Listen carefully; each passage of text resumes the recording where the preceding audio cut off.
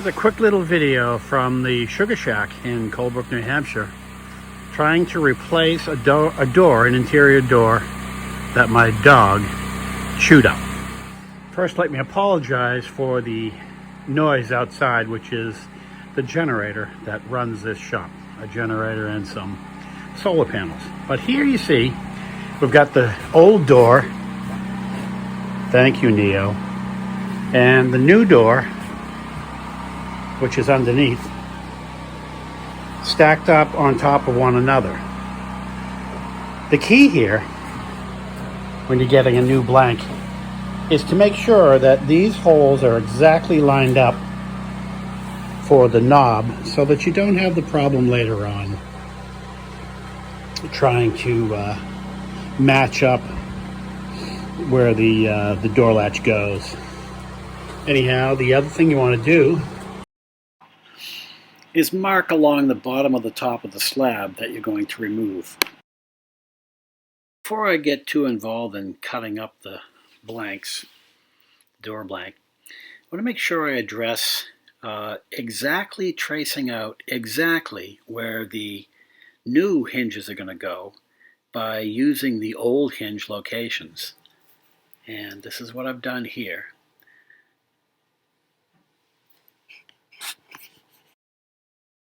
Okay, I'm ready to make my first big cut. To make these cuts as perfectly straight as I can, I'm going to use a Makita plunge saw that is designed to work with these tracks.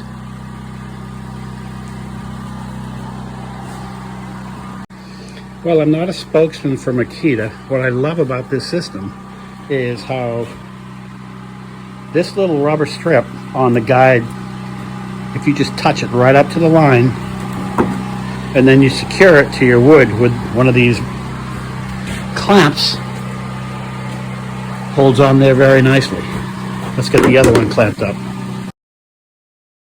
I like to lay these guide plates just almost touching the pencil line. You'll see why. Well, okay, since I've gone this far explaining this straight edge plate, you can see how the saw just slides right on that plate and it can be adjusted for smoothness there. Very nice system. All right, now I'll make the cut.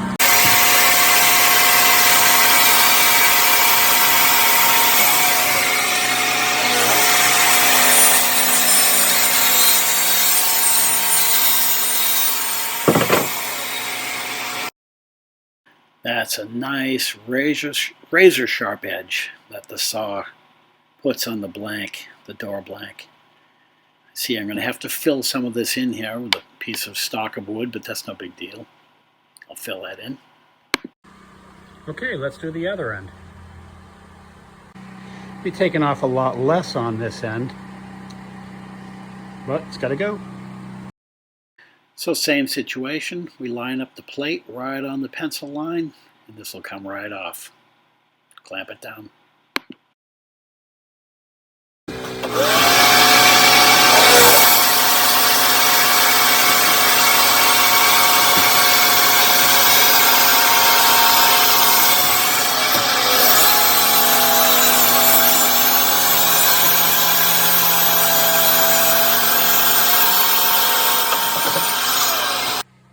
So I'm going to have to fill this section here, and the easiest way to measure it is just take out a piece I cut.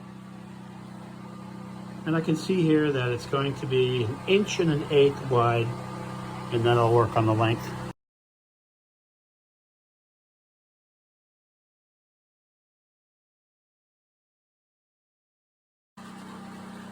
So this piece does fit nicely, but I'm going to sand the bottom of it down because this is the bottom of the door and I don't want that catch on the carpet.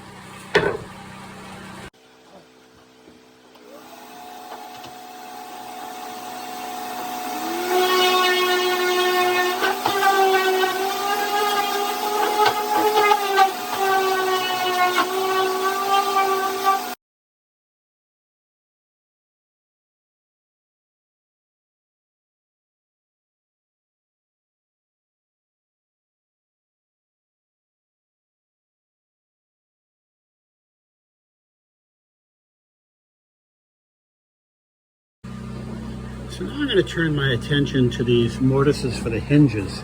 I want to copy that and put them right here. There's 3 different locations for these mortises. I've already traced them in there, so I'm going to get my mortising tool.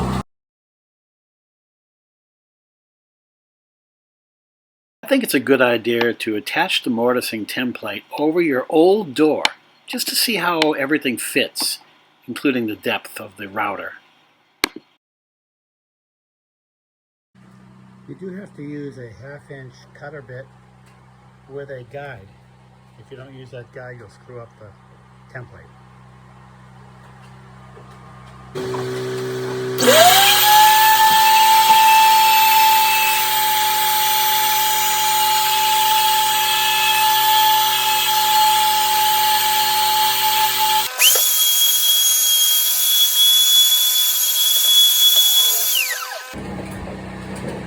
All right.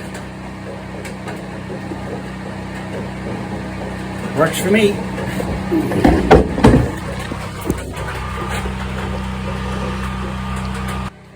Again.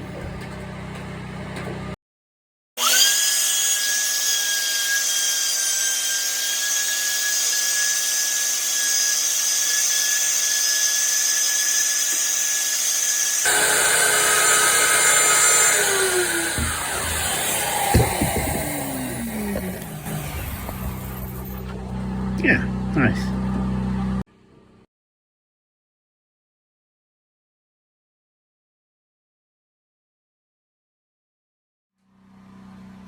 So that's basically it, boys and girls. The hinges are already in the wall since it's a door replacement, so these should fit. And I just have to put on the doorknob, which you already know how to do. If you don't have the router, you can certainly trace out where the hinges are going to go, and just carefully use a chisel and chisel